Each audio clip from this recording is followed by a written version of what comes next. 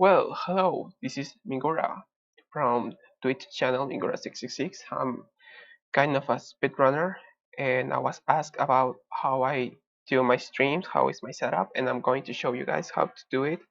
By the way, this is not a deep tutorial. If you really want to get into this thing, then you need to find more info by yourself or trying to look into this thing by through another tutorials.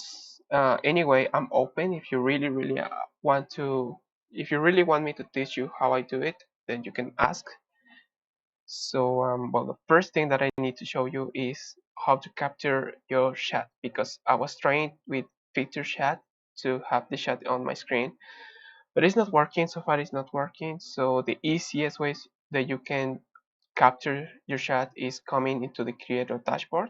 You click on the stream manager, and here in my chat, you just pop it out, and well, my OBS is going to detect the window immediately because I already have it configured to this. So as you can see, it has these yellow lines. That means that this window is working already. So that's it. That's your chat. I'm going to show you how to put it on screen in a moment. So I'm going to minimize it right now. So this is it. Um, the next thing, well, you obviously need to have your OBS Studio, or you prefer broadcaster software. You can use anything you want, but the OBS is pretty famous because it's the easiest, the most common. I believe Twitch has its own, whatever. You can choose for Windows, Mac OS, or Linux. I'm currently in Windows, but I use the Linux version to stream Minecraft. But yeah, you just come here, download and install by yourself. The next thing that you need is the Nistopia, the emulator, because this is the emulator that I use and it's allowed by speedrun.com. So it's completely fine if you get this one and install it by yourself. You come here, download the binary, you extract it because it's a zip file, and that's it pretty much. If you are going to be a speedrunner, you may need live split. Okay, so this is the timer that you need to use. It's not mandatory. You can avoid using these things, but well, it will help you keep track of your timer, of your time. So this is a pretty nice tool. I tried to look for it on Linux and I couldn't find it, so that's pretty bad for Linux, I guess. But well, it is for Windows, and there is. You just download the live split, extract the program, and you just run it. So this one is trickiest. I think this is the trickiest one. It takes a while to get used to it, and maybe I'll talk about it a little bit later. The last thing that you need is Nintendo Spy. This is the GitHub webpage uh, where you can download the Nintendo Spy, and this one is, I want to say, the most complicated, but no, because honestly the Let's Play is harder. This one just takes a while, but it will help you. You just download the zip and install the whole thing. Okay, so now that I show you the four main things that you need to have, I'm going to explain how the input display, which is the Nintendo Spy, works. So um, yeah, well, this is the Nintendo Spy. You just double click on it, and as you can see, here's this little window. It detects your controller source, and since I have a USB controller, I go to the generic, and this is my NES 666. That's how I call it. But since it's not plugged in, it's not going to work. You can see it couldn't find the gamepad because it's not plugged in. I'm gonna plug it in a minute. Okay, so this is the input display. The thing is, you have like these skins. For example, this is the NES. I believe this is SNES, and well, pretty much everything else. I had to copy the NES. This is the copy, and I had to edit this thing. See, this is the NES 666 that I used. Because I have a problem with my controller, because it thinks that I have a stick. So whenever I use this one right here, it has button name up, button name down, left, right, and I cannot use this. I don't know why it's what it is. I cannot use this, so I had to edit this file by myself, and I had to use a stick, and that explains why my D-pad is always it always has a blue dot in the middle because it thinks it's a stick. I'll show you later how it works with another camera. So yeah, this is like the input display, the Nintendo Spy. Light split. You download it, you install it, you run it, and you open it. This is the light split. As you can see, it already opens my Super Mario Bros. 80%. You can have another splits. I have warpless, but I haven't really tried. And I won't go into the details of the light split right now. I can do another video talking only about the light split, but well, just set it up and you're ready to go. And finally, Nistopia. This is the emulator. I'm gonna close this. So Nistopia, you download it, you install it, and there you go. You just need to find the ROMs, and as you can see, I have the Super Mario Bros. Flow, the Pelson, so I can practice, and I use the 2-in-1 Super Mario Bros. And the Duck Hunt Nest ROM to do my runs. Okay, so this is it. This is pretty much anything about how to set up the basic stuff. Now it comes the complicated part, which is setting all these things into OBS. So I'll be in a second to show you. Okay, so here is exactly how I have everything. So I have the chat window, the timer, the inputs, my microphone, the game capture, and what alerts, sounds, and the laptop screen. Okay, so if I delete this one, you're going to see a black screen except for the chat. The chat is already there. You can see because it is currently recording this window. I have this window in this corner. That's why the chat is on my left side of the stream. Let me show you my controller. Okay, so this is my controller. It is a generic USB controller. As you can see, this is the USB cable. Okay, it's a pretty old one. It is a little bit damaged. As you can see, it has this little tape here. And this is the one that I use to do my runs, and I'll show you how I actually map the buttons, because well, a lot of you may think that I'm using these buttons for anything else besides playing, and no, I actually use it to control the timer. I'll show you later in a minute. Okay, so that was my controller. It was a pretty weird one, but now I'm going to show how the controller works. So I plugged the controller into the USB port, and now it has been detected. So if I go to the Nintendo Spy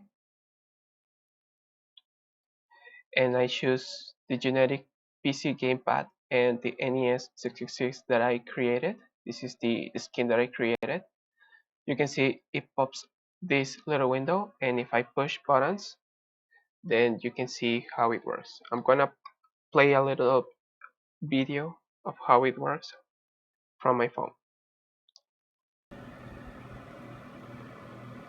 Okay, so this is how it works. As you can see, if I press up, it goes up. If I press down, left, right, select, start, and the B button, you can see it lies there, B and A. Okay, so the buttons Y and X are not mapped. They don't work for this particular thing. Also the R button doesn't work, and the L button, it does nothing. It's only this thing. Okay, as you can see, it works perfectly fine. So this is how I have my controller. This is the controller that I use, which is a little bit damaged, and I'm going to change it. But as you can see, it completely works. It works so fine. I'm going to press start a couple times. See, it does its thing. So this is what I was talking earlier, is the fact that the Nintendo Spy thinks that I have a stick, so you can see I can do this like if it were a stick, but it's not a stick, it's just a D-pad. When I'm not pressing anything, it lights in the middle because, well, the sticks are usually in the middle, but if I press left, right, down, up, it works just fine. Okay, so now that you have the chat and the this window, the Nintendo Spy, you just open your live split, and there you go, there it is, and then Istopia. Let me move the window. You go to Files and open your game. So this is exactly how it looks on my computer. As you can see, I'm pressing buttons, but it's not working right now because I need to map these things. So left, up, right, down, select, start, B, and A. These things, I don't use it just like that because I need these buttons, the rest of them, the Y, X, L, and R buttons, for something else. As you can see here in settings on the live split, I start my split using L button, with R button, reset with the L button. To delete a split and skip a split, I use the X and Y. So I'm gonna show you in another video that is gonna pop up right now. So as you can see, I have now the controller, and if I click on the R button, which is the one that I use to start the timer, as you can see, as soon as I click on it, it's going to start the timer. See? And if I ever need to restart, I use the L button, and as you can see, as soon as I press it, it's going to stop. So another thing, if I start, I can just use these two buttons to skip or undo a split. So if I think if I click this, it's going to skip it, and you can see it skips, and I can undo. That's why I don't map these buttons into the input display. I use them to control the live split, and I'm gonna click here and it restarts. Okay, so how to place these things into the OBS. So here's the chat timer inputs. If I click on chat, you can see I have this window is the chat window capture. The timer, this one is select to capture the live split. Inputs, well, the controller, the NES Spy, Nintendo Spy, and I have this together into an info. Then the Mario game capture, this captures the game. It's on a specific window in Stopia.x, and well, it captures the game itself. Finally, alerts and sound alerts, these come from my extensions. Alerts is when somebody follows, it appears on screen, and the sound alerts is the thing that I recently come up with, which allows you guys to send sounds to me, so you can play with me, annoy me a little bit, and that's pretty much all. So if I delete this, well, I'm gonna hide this window. As you can see now, you can see the whole thing. So if I hit the inputs, the timer, you can see why my chat takes a while to appear, because all messages come from the welcome to the chat room. So it takes a while until message appears again. You pretty much under the sum of best segments, and then message up is start to appear on screen. So that's pretty much how I done it, how I do it. Yep. So I have my chat here. I have the Nintendo Spy here. This is my time and my window. So I can just start the game, and there you go. I'm going to put another video right now, which is me showing this setup right now. So there you go. As you can see, this is how it works.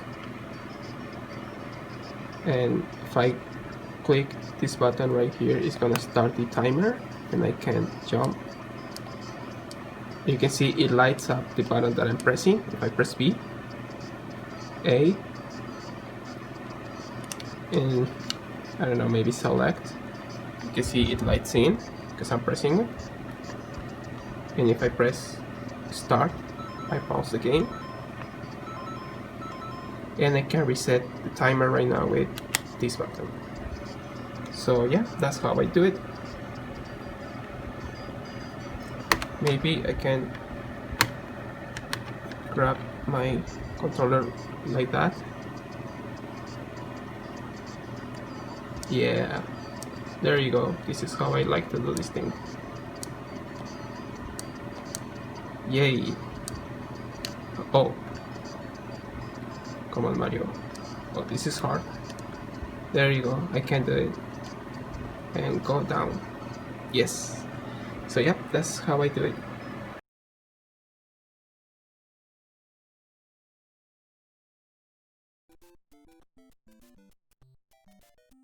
So there you go. As you can see, this is how it works. And if I click this button right here, it's gonna start the timer, and I can jump. You can see it lights up the button that I'm pressing. If I press B, A, and I don't know, maybe select, you can see it lights in because I'm pressing it. And if I press start, I pause the game, and I can reset the timer right now with this button. So yeah, that's how I do it. Maybe I can grab my controller like that. Yeah, there you go. This is how I like to do this thing. Yay. Oh, come on, Mario. Oh, this is hard. There you go. I can do it. And go down. Yes. So yeah, that's how I do it. And well, that's all I have to show. That's all I got for you, and how I actually work with my streams, with my stream, how I set up everything. As you can see, I have already this ready whenever I need to, and I'm going to close this thing and see you on next time. Bye bye.